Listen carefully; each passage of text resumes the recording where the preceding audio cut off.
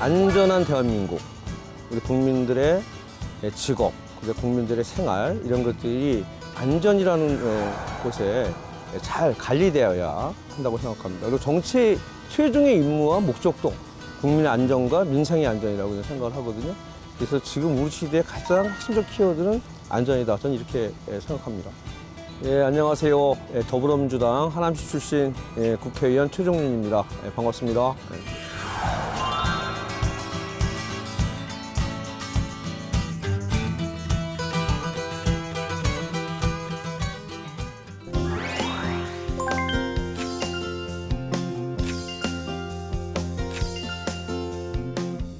제가 본이 경주인데요. 경주 출신인데 우리 이평주가 하남에 온 지가 한 430년 정도 됐습니다. 그러니까 430년 토박이에요, 제가.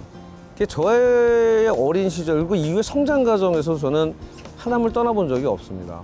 나의 미래는 어떻게 할 것인가, 나는 어떻게 살아야 되는지, 이런 무한한 상상과 무한한 생각을 했던 곳이에요. 제가 이 정치를 함에 있어서도 하남을 가장 잘하고 하남을 가장 사랑하는 사람이라고 생각이 들어요. 최종윤 하면 하남을 떠나서 생각할 수 없는, 정치인들이 통상하는 혁예산하지 않고 내 젖줄과 나의 생명의 근원을 찾는 정치를 할 수 있는 그 근본, 하남입니다. 그래서 제가 첫 번째 키워드로 하남 토박이를 꼽았습니다. 저희 또래 유월항쟁은 굉장히 많은 사람들이, 그 사람이 항쟁에 참여했든 안 참여했든, 그리고 거기에 주도적으로 했든 주도적으로 하지 못했든 굉장히 많은 인생의 전환점을 아마 줬을 겁니다. 그 근원은 저희 80년대 학생운동을 했던 사람들이 학생운동에게 뛰어들었던 근원은 5.18 강주예요. 대학을 처음 들어갔는데 도저히 제가 생각했던, 도저히 상상도 못했던 일들이 우리나라의 한 지방에서 벌어졌고, 그 참혹한 그 광경을 비디오로 통해 봤지만 볼 수가 없었습니다. 운동에 뛰어들지 않을 수가 없었고 고민하지 않을 수가 없었습니다. 그때 직장인들이 호원철배 독재차도 같이 따라 해주시고, 아주머니들이 김밥 사다 주고, 그리고 굉장히 특징적인 건 비폭력 평화투쟁입니다. 이것이 근거가 돼서 이후에 강우병 촛불 시위라든지 그다음에 탄핵 촛불혁명의 근간이 됐다고 생각합니다. 저에게 유월항쟁은 저의 인생의 운명이었고, 그리고 그것이 이후에 제 삶을 확실하게 자리매김하는 근거가 됐습니다. 저는 절박해야 합니다. 지금 우리는 굉장히 어려운 데 있거든요. 이 코로나19 감염병 사태 문제도 있지만 포스트 코로나 시대는 어떻게 될지 누구도 가보지 않은 길입니다. 여기에서 우리가 반드시 국난을 극복하고 잘 해내기 위해서는 굉장히 큰 절박함이 필요하며 반드시 해야 되겠다는, 우리가 잊지 말고 반드시 만들어야 될 과제들, 결국은 절박함 속에서 나온다. 이 절박하지 않으면 우리가 생각하는 방향과 전략 다 이뤄낼 수 없다라고 하는 것을 저는 그 지금의 과정을 통해서 많이 배웠습니다.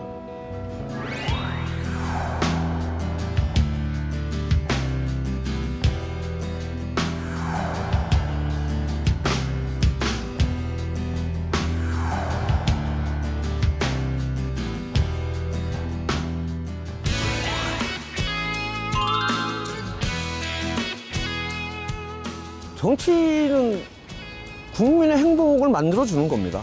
난 그렇게 생각해요. 지금 우리의 가장 큰 과제는 코로나19 극복과 포스트 코로나 대응을 잘하는 문제, 경제 회복을 빨리 만들어내는 것, 그리고 지금 교체 상태에 빠진 남북 화해와 평화 문제를 어떤 방식을 통해서도 이걸 해결해내야 한다. 우리 대한민국의 정치인들, 정치가 반드시 이런 과제를 만들어내지 않으면 저는 국민들로부터 탄핵받을 수 있다고 생각합니다. 모두가 정신을 똑바로 차리고 매진해야 된다고 저는 생각을 해요. 답은 정해져 있어요. 민생 우선에 일하는 국회를 해야 된다. 20대 국회를 국민들께서 성토하는 가장 핵심적인 문제는 뭐 했냐 아니에요? 뭐 했냐? 너를 뭐 했냐? 21대 국회는 그래도 좀 했네. 국회가 이제 일하는 국회로 자리 잡아 나갔네. 저는 이것을 국민들에게 심어주지 않으면 우리나라 대통령도 탄핵한 나라인데 국회 탄핵하는 건 아무것도 아니라고 생각합니다. 저는 이런 국민들의 준엄한 명령을 답해야 하고, 일하는 국회를 말로만 하는 게 아니라 시스템으로 정비하고 법으로 정비하고, 그리고 실질적으로 정책과 집행으로 답을 해야 된다고 생각하거든요. 저는 이것만이 21대 국회가 국민들로부터 새롭게 신뢰받을 수 있는 기회라고 생각합니다.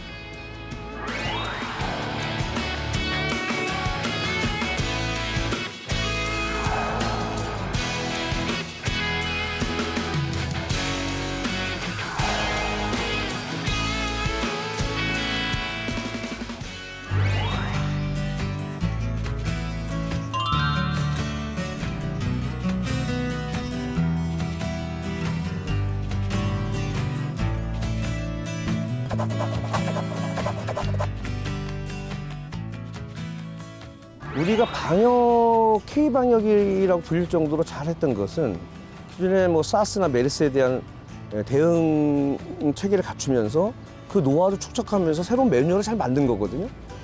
그런 것처럼 선제 대응은 굉장히 중요합니다. 이 25년, 30년을 대비한 선제 정책, 그리고 선제 대응을 해야만 미래의 새로운 희망을 만들어낼 수 있고, 미래에 우리가 살 수 있는 기본 터전을 만들 수 있거든요. 경제적인 문제, 복지국가의 문제라든지, 남북 화해와 평화와 하해 체제의 성립이라든지 여러 가지 문제가 있지만, 저는 그중에 가장 큰 문제 중에 하나가 인구라고 생각합니다. 인구 문제라고 생각합니다. 지금 같은 저출산이 계속되고 되면 25년, 30년 뒤에는 기본적으로 우리의 경제적인 밑바탕이 붕괴될 위험이 있다고 저는 생각이 들어요. 그렇다면 지금까지 해온 정책이 문제가 있기도 하지만 미래지향적이지 못하고 미래를 대비하지 못했다. 출산 장려 정책이 지금 먹혀들지 않고 있습니다. 젊은 사람들한테. 그 지원이 가장 집중되는 거는 세 자녀로부터 굉장히 많은 지원이 되는데 한 명도 안 낳는데 어떻게 세 명부터 하겠어요, 이거를. 저는 근본적으로 바꿔야 된다고 생각합니다. 그 다음에 지역 소멸로 나타나는 있잖아요. 지역적 불균등한 인구 분포의 문제도 있어요.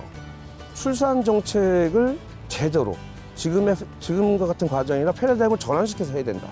그래서 0세부터 18세까지는 국가가 어릴 때 영유아 보육 문제부터 시작해서 교육까지를 책임지는 체계로 가야 하고, 고용과 주거를 안정화시켜야 실제로 출산 정책의 효과를 나타낼 수 있기 때문에 지금부터 이 법적 근거라든지 정책적 입안이라든지 재정의 투입이라든지 이런 것들 지금부터 설정해서 단계적으로 저는 10여 년 정도를 준비해야 25년, 30년 뒤에 우리 경제의 근간을 기본적으로 유지할 수 있는 그런 인구 정책을 지금부터 대비해야 된다. 그래서 저는 반드시 21대 국회에서 인구 정책 관련된 전도사가 되겠다, 이런 생각을 하고 있습니다.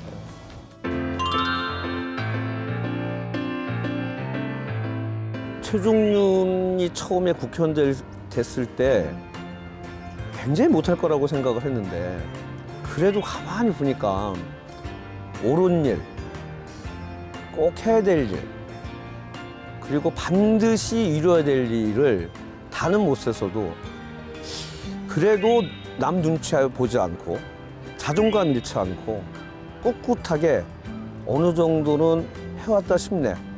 고생 많이 했고, 미진한 부분은 다시 한번 우리 국민들과 또 특히 우리 하남 시민들과 함께 새로운 미래를 만들어 나갈 수 있게 더욱더 정진하기를 바란다.